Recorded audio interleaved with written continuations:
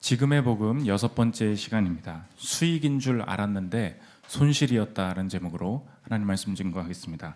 바울은 오늘 자신의 삶의 이 가치 체계가 변화되는 과정이 어떠했는지 자기 고백을 하고 있습니다. 가치 체계라는 것은 뭐 이런 것이죠. 무엇이 진짜 내 삶의 유익인가? 무엇이 진짜 수익인가? 무엇이 진짜 알짜인가? 내 삶의 어떤 진짜 좋은 것들을 판단하는 기준들이 변화되었다. 그것을 이야기하고 있다는 것입니다. 주변에서 이렇게 이야기를 한 거죠. 너는 그런 길 걸어가면 성공 못해. 그 일 해봐야 유익이 없어. 매출이 안 나올 거야. 그런 말에 속지 말라는 것입니다. 나는 진짜 유익을 찾았다. 진짜 수익 나는 곳을 찾았다. 지금 그 얘기를 하고 있다는 것입니다. 저와 여러분의 삶도 당연히 마찬가지겠죠. 유익하고 또 수익이 나는 곳에서 일하고 또 삶을 그렇게 살아가야 될 것 아닙니까?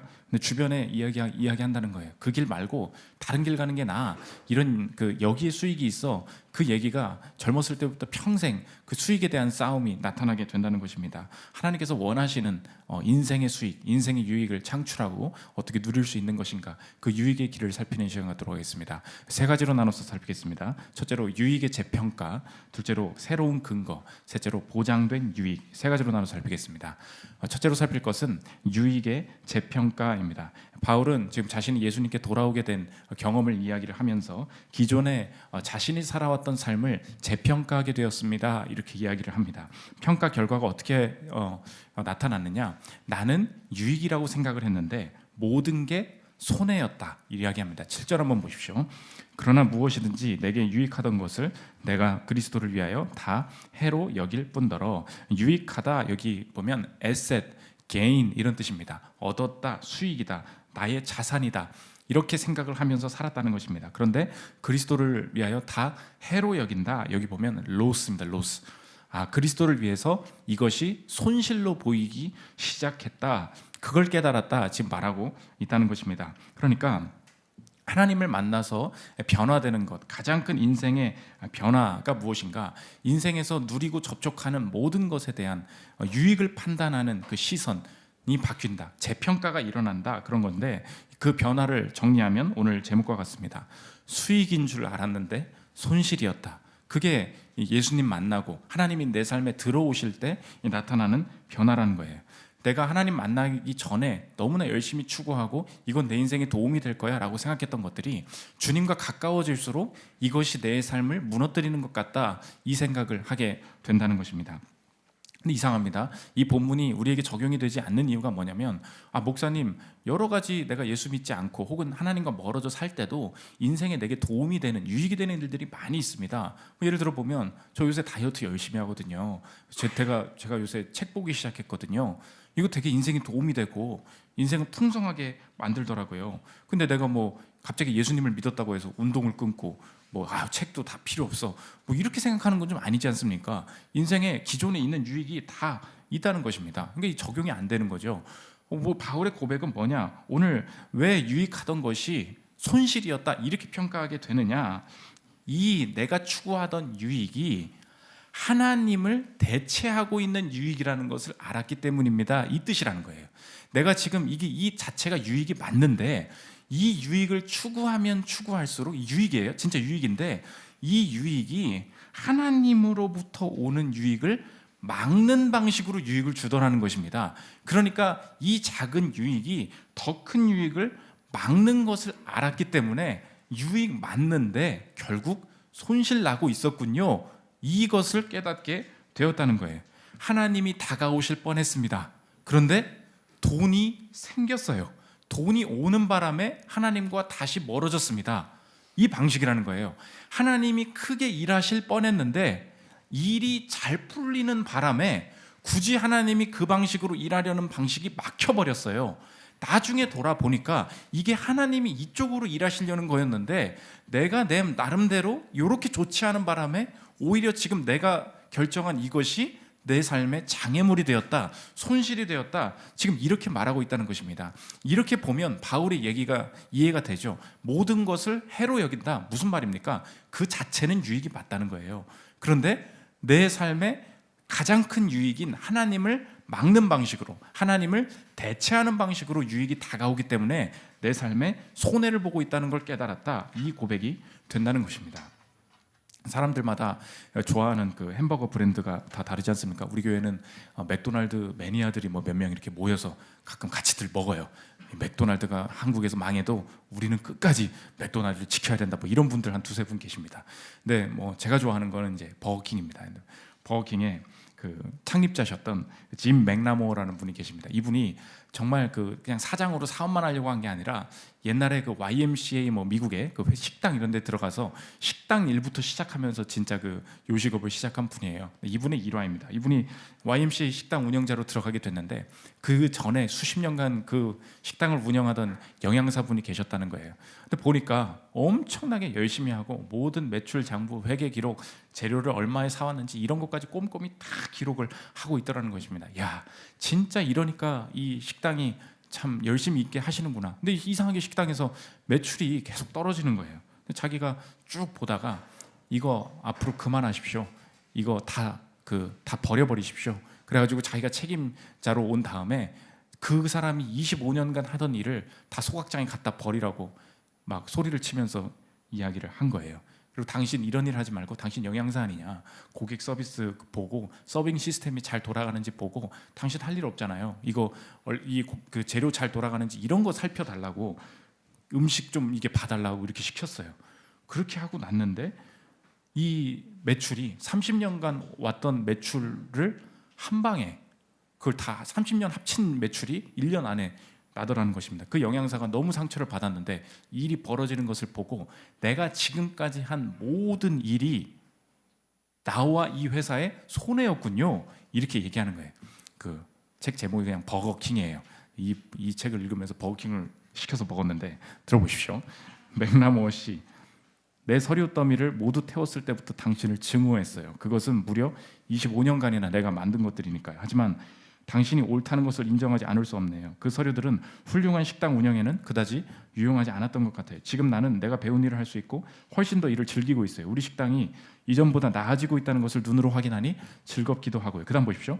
업무의 비능률적인 부분들은 짧은 시간 안에 제거되었고 켈리 부인과 나는 매출과 이윤을 쌓아가는 데 집중했다. 그 결과는 매우 인상적인 것이었다. 내가 책임자로 일한 첫 해에 발생한 이익이 그전 30년의 이익을 모두 합친 것보다 많았으니 말이다. 이 경영의 가장 핵심적인 목표가 무엇입니까? 수익 아닙니까?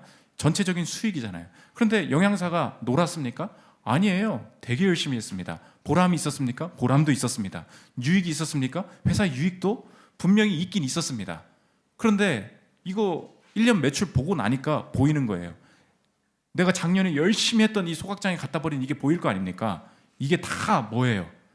그때부터 로스, 손해로 보이는 거예요. 근데 뭐 하고 있었던 거야? 전체적인 가장 큰 유익의 기준이 팍 세워지고 나니까 오히려 열심히 할수록 손해다. 지금 했던 지난 모든 것이 그 자체로 보면 유익인데 전체 가장 큰 유익의 기준으로 보면 손해다. 이렇게 말하고 있다는 것입니다. 그래서 이 본문을 주석하고 원문을 분석하시는 우리 주석가들이 하는 말이 뭐냐? 이거 회계 용어라는 거예요.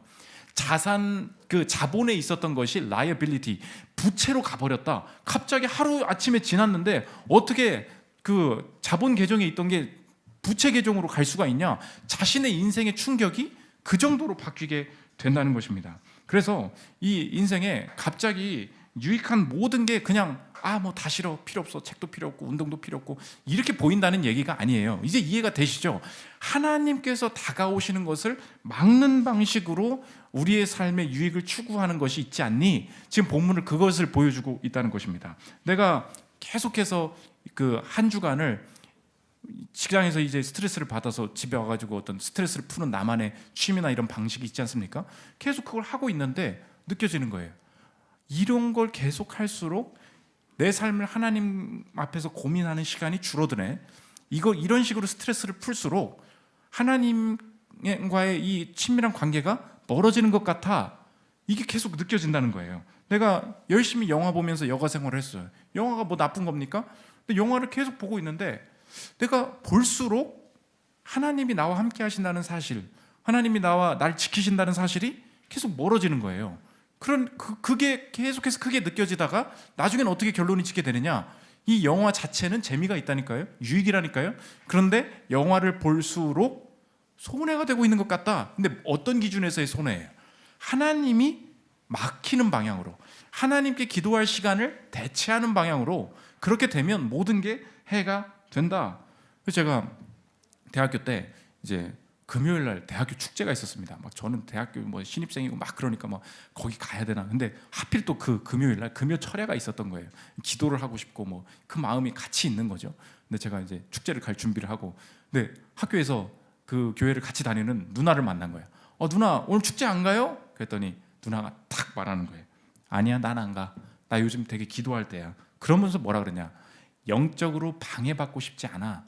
원래 축제를 가도 되는데 요즘 내 오늘의 결정은 안 가기로 했어. 내가 영적으로 요즘 기도할 게 있어서 방해받고 싶지 않아. 딱 이야기하는데 그게 제게 큰 도전이었습니다. 축제 가지 말란 얘기가 아니에요. 어느 순간에 뭐 갈 수 있겠죠. 그런데 모든 것을 판단할 때 그게 여가든 그게 공부든 그게 운동이든 모든 게 마찬가지라는 거예요. 뭘 하느냐가 중요한 게 아닙니다. 내 방식이 있다니까요. 그런데 혹시 그것을 하는 이유가, 내가 설령 결혼을 하는 이유가, 내가 연애를 하는 이유가 하나님을 대체하기 위한 방식으로 이 길을 가고 있는 거라면 혹시 그 느낌 들지 않니? 오늘 바울이 그 얘기하고 있는 거예요. 내가 지금 그것 깨달았어. 다 해로 보이게 된다. 그래서 한번 질문을 하겠습니다. 여러분이 그 방식으로, 우리가 인생에 대해서 고민해야 된다 그러죠. 그런데 그 방식으로 고민할수록 하나님이 이끄실 것에 대한 확신도 같이 깊어지십니까? 그러니까 고민도 죄가 될 수 있는 거예요. 내가 이렇게 열심히 고민하며 사는 사람이야. 근데 그 방식으로 고민할수록 하나님에 대한 신뢰도 높아지는가? 다시 한번 물어봐야 된다는 것입니다. 그렇게 스트레스를 풀면 내 일상, 진부한 일상에 대한 감사와 충만함이 훨씬 높아집니까? 이거 되게 물어봐야 된다는 거예요. 내가 많은 좋은 일이 생겼습니다. 이 좋은 일이 계속해서 커질수록, 좋은 일이 많이 생길수록 하나님에 대한 감사와 영광도 함께 높아지느냐? 이 구조를 짜지 않으면 내 삶에 계속해서 이 하나님이 막히는 방식, 결국은 손해가 보는 인생이 될 수 있다는 것입니다. 이 세상에서 그래서 바울이 오늘 그 자신의 스펙을 얘기해요. 이런 거 다 가지고 있었는데 난 다 쓸데없어. 이 고백을 하거든요. 이 고백을 그 최근에 하신, 여러분이 아시는 분이 계십니다. 그 장기하라고 힙합 이제 하는 랩하는 분이죠. 제가 이분의 팬이 됐습니다. 이번 앨범이 나왔는데 부럽지가 않아라는 그 노래가 있습니다. 근데 이 노래는 빌립보서를 묵상하면서 배경음악으로 틀어놓으면 돼요. 그러면 예수님이 막 내 마음에 막 오셔. 이게 이런 뜻이야. 이제 보는데 랩이 뭐 이런 거예요. 들어보십시오. 부럽지가 않으라는 제목이에요. 해볼까요? 야, 자랑하고 싶은 거 있으면 얼마든지 해. 난 괜찮아. 왜냐하면 난 부럽지가 않아. 한 개도 부럽지가 않아. 얘기합니다. 너한테 10만 원이 있고 나한테 100만 원이 있어. 그러면 상당히 너는 내가 부럽겠지, 짜증나겠지. 근데 입장을 바꿔서 우리가 한번 생각을 해보자고. 나는 과연 네 덕분에 행복할까? 내가 더 많이 가져서 행복할까? 아니지. 뭐래요? 세상에는 1000만 원을 가진 놈도 있지. 난 그 놈을 부러워하는 거야. 짜증나는 거야. 서우 이거 알아요? 좀 웃으면서 보네. 누가 더 짜증날까? 널까 날까 몰라. 나는. 근데 세상에는 말이야, 부러움이란 걸 모르는 놈도 있거든. 그게 누구냐면 바로 나야. 그 다음 얘기입니다. 철학의 핵심이에요. 그게 다 부러워서 그러는 거야. 부러우니까 자랑을 하고, 자랑하니까 부러워지고, 부러우니까 자랑을 하고, 자랑하니까 부러워지고.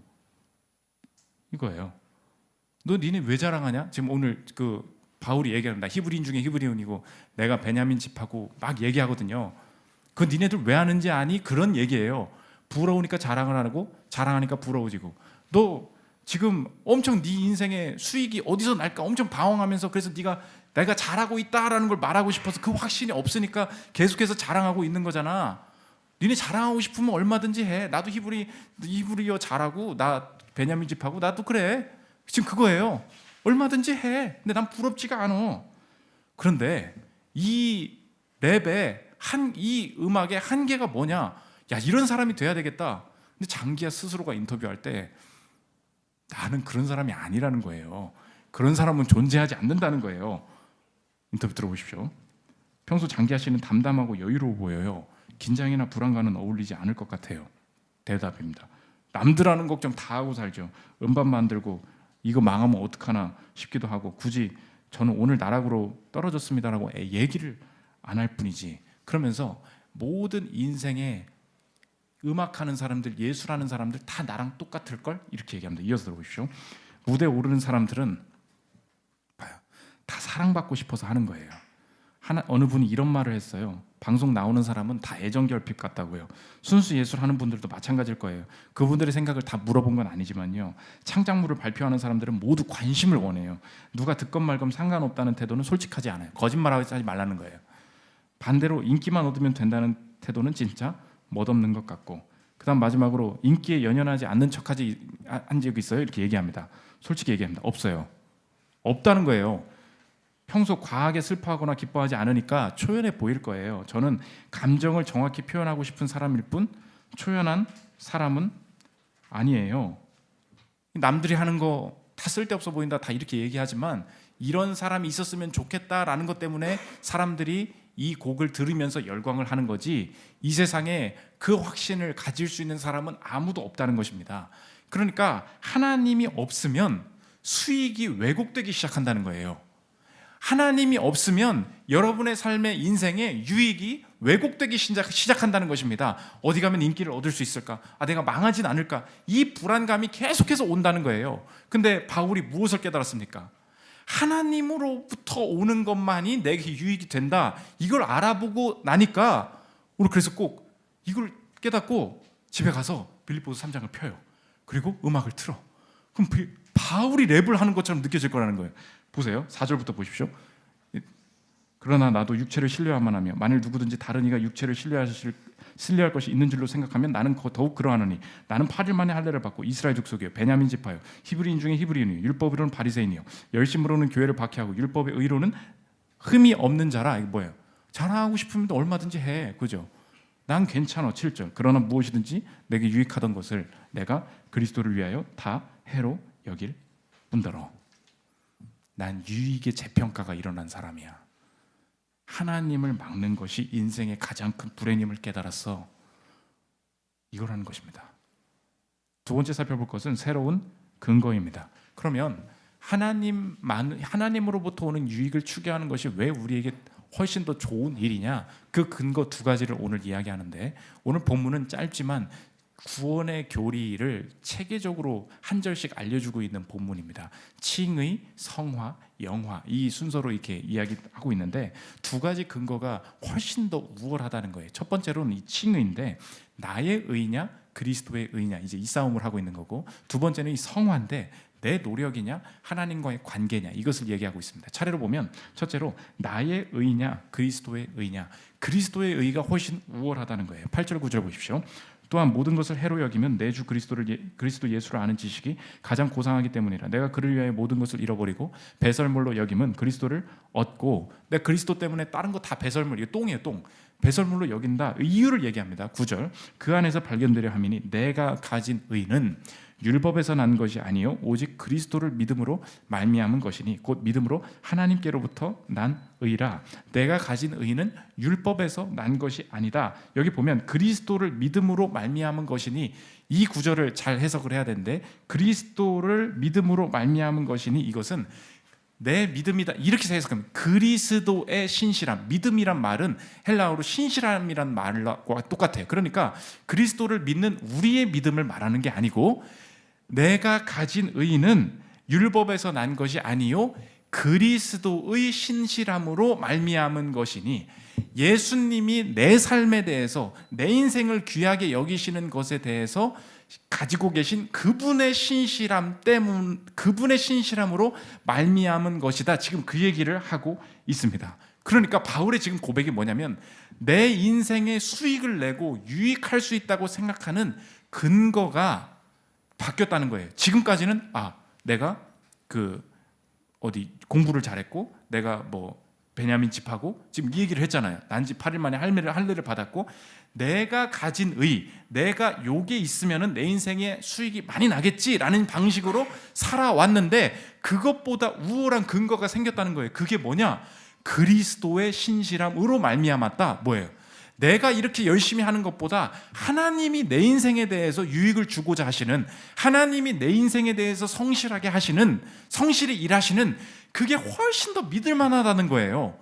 내가 살아보니까 나는 실패가 많더라는 거예요. 근데 그 상황 속에서도 내가 주저하지 않고, 설령 내가 좀 인생이 잘 안 풀릴 때에도 내가 기뻐하면서 확신할 수 있는 이유가 생겼는데, 그게 내 상황, 내 형편, 내 실력에 있지 않더라는 거예요. 나는 성과가 안 나도 되게 당당하다는 거예요. 그 근거가 뭐냐? 칭의가 뭐라 했어요? 충분하다, 인정받는다, 그런 뜻이라 그랬죠. 나는 그때도 충분하다고 생각하고 잘 안 풀릴 때에도 잘된 확신이 있다. 왜냐? 내가 가지고 있는 근거는 내 율법에 있지 않고 그리스도를 믿는 믿음. 이게 사실 무슨 뜻이라고요? 그리스도의 신실함, 그분의 신실함, 그 뜻이라는 거예요. 난 그걸 믿는다는 거예요. 그러다 보니까 괜찮다 이야기 하더라는 것입니다. 일부러 그래서 자신의 인생 스펙을 얘기하는 거예요. 4절부터 한번 다시 보십시오. 그러므로 나도 육체를 신뢰할만 하며, 내가 이거 신뢰하면서 살았다는 거예요. 쭉 얘기하는데 결론이 무엇입니까? 이게 엄청 좋아도 저거보다 안 좋다는 거예요. 저게 뭔데요? 그리스도의 신실함. 내가 유익을 찾는 게 내가 행동을 잘해가면서 만들어가는 줄 알았더니 한 번 삐끗하고, 한 번 매출 안 나고, 한 번 만난 사람이랑 헤어지고, 몇 가지 고난만 다가와도 내 인생 어떻게 될 것인가 엄청 불안해지더라는 거예요. 그럴 때마다 믿을 게 뭐냐? 그리스도의 신실함을 통한 칭의, 내 안의 충분함, 그거 믿겠다는 것입니다. 그래서 그리스도의 칭의를 내가 받아들일 때 우리의 삶에 적용을 하면 현실적으로 이 문장을 기억하면 됩니다. 지금 내가 당한 이 상황도 수익의 구조로 바라본다. 이게 삶의 적용이에요. 지금 내가 당한 가정과 회사의 이 상황도 내게 분명히 수익이다, 유익이다, 무조건 그렇게 바라볼 수 있다는 거예요. 억지가 아닙니다. 왜 그렇습니까? 근거가 있어서 그래요. 근거가 무엇입니까? 그리스도의 신실함. 주님께서 내가 진짜로 얻고자 하는 복을 지금 이 상황 때문에 막히게 하시는 분이 아니야.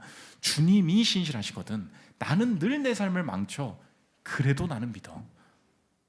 그게 주님의 신실함이 된다는 것입니다.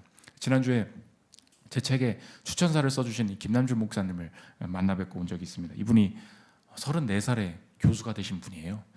네, 그래서 범접할 수 없는 분이다. 그래서 34살에 교수를 하시다가 개척을 해야 되겠다 그래서 개척을 해야 되는데 수익의 갈림길이 있었습니다.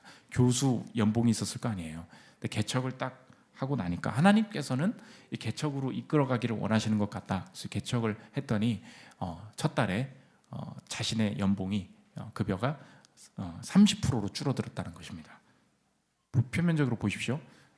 수익이 손실이 된 건 맞죠? 여러분의 주식 계좌로 따지면 마이너스 70% 아닙니까? 그죠?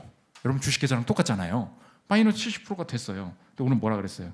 내가 당한 상황도 그리스도의 신실함 때문에 주님 따라가는 길은 무조건 수익의 구조다, 유익의 구조다, 그렇게 바라볼 수 있다 그랬죠. 근데 이분이 처음에 개척을 하고 난 다음에 우연히 책을 썼는데, 예배의 감격을 빠져라라는 책을 썼는데 그게 10만 권이 팔린 거예요. 처음에. 그래서 10만 권의 인세가 들어왔는데 교수 연봉보다 훨씬 더 높아졌다는 것입니다. 지금 제 책이 이제 2쇄거든요. 2쇄. 근데 제가 미팅을 했는데 그 책이 지금 이번에 개정판이 나왔는데 80쇄래요. 80쇄. 제가 무릎을 꿇고 큰 절을 올려놓다가 그래서 제가 순간 유혹이 들었어요. 내가 받는 사례비를 30%로 줄이면 내 책이 10만 권이 살짝 일분 생각, 아니야, 난 그래도 받아야지, 그런 생각을 했는데, 보십시오. 하나님의 관점에서 내 삶의 이 상황도 무조건 뭐라고요?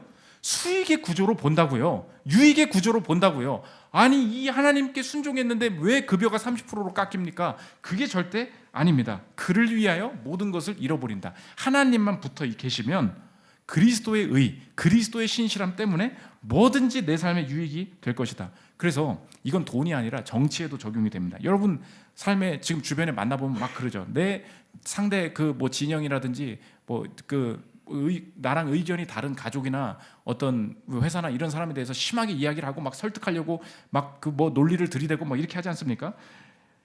왜 그리스도인들이 그런 삶에서 벗어날 수밖에 없느냐?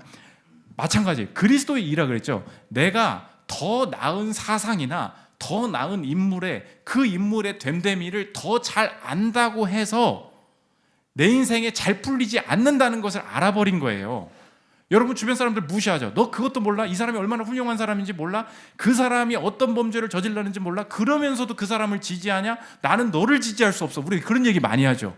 이런 엄청난 정치적인 수다들이 언제 변하는지 아십니까? 예수님 만나고 변해요. 예수님 만나는 게 뭔지 아십니까? 너무 어려운 상황에 하나님께서 몰고 가시는 거예요. 하나님께서 내가 가진 것, 내가 믿는 것, 내가 남들보다 더 잘 알고 있는 인물에 대한 정보나 지식 때문에, 남들보다 더 잘 아는 것 때문에 내 인생에 풀리지 않는다는 걸 깨달아 버린 거예요. 하나님이 그때 뭐라고 말씀하신지 아십니까? 너는 이 자식아 지금 그런 말이 나오니? 지금 그런 얘기예요. 네가 지금 그런 뭐 정치 라디오나 듣고 있을 때니? 너가 그 사람의 신실함으로, 그 정당의 신실함으로 네 인생이 풀릴 거라고 아직도 믿고 있고 주변 사람들이 그런 얘기나 하고 다니니? 정치 얘기 그만해 임마, 그 얘기예요. 정치가 네 인생을 살리는 게 아니잖아. 그리스도의 신실함만이 네 인생을 구원하는 거잖아. 그때 깨달아지는 게 무엇입니까? 내가 지금 한 주일 동안 듣고 얘기하고 있는 게 뭐냐? 그게 자신의 구원이거든요. 하나님, 내가 오늘 살 길은 정권 바뀌고 뭐가 이게 아닙니다. 내가 주님 붙들기를 원합니다. 내 신실함으로, 내가 누굴 지지함으로 내 인생이 바뀔 수 없습니다. 오직 그리스도를 의지합니다. 그거예요. 그때부터 저 사람이 딴 걸 지지를 해도 그게 본질이 아닌 거예요. 그러니까 사랑할 수 있는 거예요. 본질이 뭐예요? 그리스도의 의밖에 없거든요. 이게 중요하다는 것입니다. 두 번째, 성화의 문제인데 노력이냐 관계냐, 관계가 훨씬 더 낫다는 거예요. 9절, 10절, 11절 보십시오. 그 안에서 발견되려 함이니 내가 가진 의는 율법에서 난 것이 아니요 오직 그리스도를 믿음으로 말미암은 것이니 곧 믿음으로 하나님께로부터 난 의라. 10절, 내가 그리스도와 그 부활의 권능과 그 고난에 참여함을 알고자 하여 그의 죽으심을 본받아. 내가 이제 칭의, 주님 앞에서 넌 복받을 존재다, 넌 충분한 존재다, 나의 그 예수님의 신실함으로 내가 복을 주겠다, 그걸 내가 깨달아 버렸어요. 그 다음에 구원의 교리적으로 적용되는 게 칭의 다음에 성화거든요. 근데 성화를 오늘 10절에서 중요한 표현인데, 성화의 표현에 뭘 쓰느냐? 고난에 참여한다, 이 말을 씁니다. 근데 이 참여라는 말을 잘 이해를 해야 되는데, 여기에서 이 참여는 뭐냐? close relationship, communion, 이거예요. 그러니까 참여한다라는 말이 뭐예요? 관계를 맺는다, 그런 뜻입니다. 그러니까 우리가 성화되어야 된다라고 할 때 자꾸 우리가 인간의 노력을 말한다는 거예요. 너 예수님 믿지? 너 이제 열심히 살아야지. 이 행동도 고치고 저 행동도 고치고 이렇게 얘기합니다. 그러니까 나의 노력을 얘기하는 거죠. 근데 성경에서 말하는 성화가 된다, 그게 뭐래요? 고난에 참여한다. 참여가 뭐라고요? 관계 맺는다, 친해진다, close relationship, 가까워진다. 그러니까 우리가 이 성화 자체가 관계적인 개념이라는 것을 이해해야 된다는 것입니다. 이 행위는 보여진 결과일 뿐이에요. 그러므로 저와 여러분이 하나님께서 이 상황 모든 것이 내게 수익 주실 것입니다 라는 것을 믿으면서 계속해서 살아가잖아요. 그러면서 주님의 뜻대로 살려고 할 때 성화에 대한 적용이 이거예요. 나의 부족함을 느낄 때가 있습니다. 내 부족함에 집중하면 안 되고 나의 멀어짐을 느껴야 돼요. 그게 성화의 변화예요. 지금까지는 내가 이거 살도 못 빼고 있네, 내가 또 죄를 지었네, 내가 이거 참기로 했는데, 이런 식으로 얘기를 해왔어요. 이건 뭐예요? 나의 부족함, 내 행동의 부족함이죠. 근데 성화를 내가 참여하면 어떻게 되는지 아십니까? 내 부족함을 얘기하는 게 아니라 나의 멀어짐을 하나님과의 멀어짐. 이 행동이 왜 나왔냐는 거예요. 내가 요즘 주님과 친밀하지가 않았구나, 내가 요즘 하나님을 생각하는 것과 많이 멀어졌구나. 이게 성화라는 것입니다. 내가 잘할 때도 있죠. 막 스케줄 관리도 되게 잘하고, 큐티도 잘하고 그래요. 그러면 나의 잘함을 이야기하게 돼요. 나의 잘함을 의지하게 된다고. 나의 잘함이 아니라 나의 가까워짐을 이야기해야 된다는 것입니다. 보세요. 부족함이 아니에요. 멀어지는 거예요. 내가 잘하는 게 아니에요. 가까워지는 거예요. 요즘 잘 나가십니까? 물어볼게요. 가까워지고 계시다는 느낌도 같이 드세요? 그게 중요한 거예요. 무슨 일을 해도 그분이 느껴지십니까? 바닥으로 갔어도 바닥으로 갔을 때 다시 일어날 생각만 하는 게 아니라 바닥에서 내가 멀어졌구나 하나님과, 그게 느껴지십니까? 그래서 온갖 것을 내가 이렇게 하나님을 만나다 보면 온갖 게 그분으로 보인다. 그분을 만나면 모든 게 그분으로 보인다. 이제 김남준 목사님 책에 나온 얘기인데, 엿장수 얘기입니다. 옛날에 엿장수가 와가지고 탁탁탁탁 하면서 초등학교생 앞에 이렇게 엿 조그맣게 해가지고 하나 넣어준다는 거예요. 그때 단 걸 먹을, 옛날에는 단 걸 먹을 기회가 없으니까 애들이 막 그거 한 입 먹으려고 막 난리를 부린다는 것입니다. 그걸 딱 하나 넣어주면 애들이 팍 돌아버려가지고 마약한 것처럼 보는 모든 게 꼬물로 보인다는 거예요. 들어보십시오. 단 것을 먹을 기회가 거의 없던 아이들에게 엿조각은 혀 끝에 감각의 신세계를 선물합니다. 온몸에 단맛이 퍼지면서 기쁨이 느껴집니다. 이제 엿장수는 고물을 가져오면 더 큰 엿을 줄 것이라고 말합니다. 그때부터 아이들 눈에는 모든 물건이 고물로 보이기 시작합니다. 형이 읽다가 구석에 밀쳐놓은 책과 할머니의 고무신, 강아지 밥그릇에 이르기까지 눈에 불을 켜고 엿과 바꿔 먹을 수 있는 것들을 모으러 돌아다닙니다. 엿을 맛보았기 때문입니다. 주님 만나면 내가 잘했다는 게 사라지고요, 가까워지냐 멀어졌냐, 하나님으로 모든 게 보이기 시작하는 거예요. 하나님과의 관계로. 오늘 한번 다시 생각해 보십시오. 지금 벌어진 지금 이 업무를 하면서 이 방식으로 생각하면 주님과 가까워지고 계십니까? 멀어지고 있는 거 아닙니까? 이것에만 집중하게 되는 것, 성화는 관계적인 개념이다. 오늘 바울이 그걸 보여주고 있다는 것입니다. 마지막 세 번째, 보장된 유익입니다. 예수님께서 이 땅에 오셨을 때 손실과 유익을 재정의해 주셨는데, 우리의 인생의 가장 큰 손실은 무엇이냐? 내 생명을 잃는 게 손실이다, 내가 못 사는 게 손실이다, 이렇게 얘기하는데 성경의 개념은 다르다는 거예요. 성경은 하나님을 잃으면 생명을 잃는 것이고, 하나님과 연결되면 생명을 얻는 것이다. 하나님이 없어지면 손실이다. 그렇게 개념을 바꿔주셨다는 것입니다. 그래서 십자가에서 십자가 지시기 전에 십자가 안 질 수 있었어요. 십자가를 피하면 내 생명을 유지합니다. 생명을 얻는 길 아니에요? 그런데 생명을 얻으면 하나님을 잃어버려요. 그게 손실이라는 거예요. 그래서 이렇게 기도하십니다. 마가복음 14장 36절 보십시오. 이르시되 아빠 아버지여, 아버지께는 모든 것이 가능하오니 이 잔을 내게서 옮기시옵소서. 그러나 나의 원대로 마시옵고 아버지의 원대로 하옵소서. 이 되게 손실 날 것 같은데요, 아버지, 그러나 손실은 내가 정하는 게 아닙니다.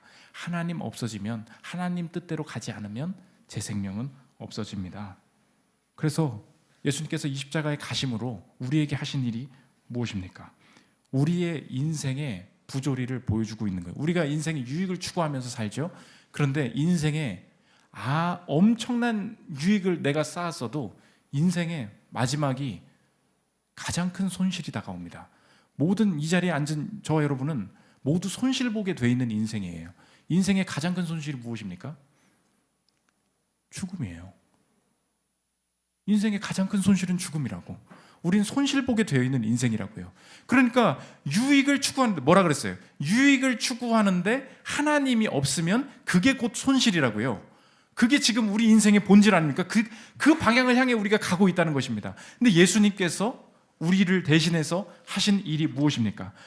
본래부터 유익을 가지고 계셨던 그 생명의 그분이 우리에게 직접 오셔서 우리가 손실을 봐야 될 그 자리에 대신 가심으로 우리의 손실을 취하시고 자신이 가지고 있던 유익을 십자가를 통하여서, 부활을 통하여서 우리에게 주심으로 우리가 당면해야 될 손실을 막으시고 유익이 지속될 수 있도록 영원한 길을 열어 주셨다는 것입니다. 그러므로 주님, 내가 그 주님 안에 있으니까 이제 남은 삶도 확신할 수 있겠습니다.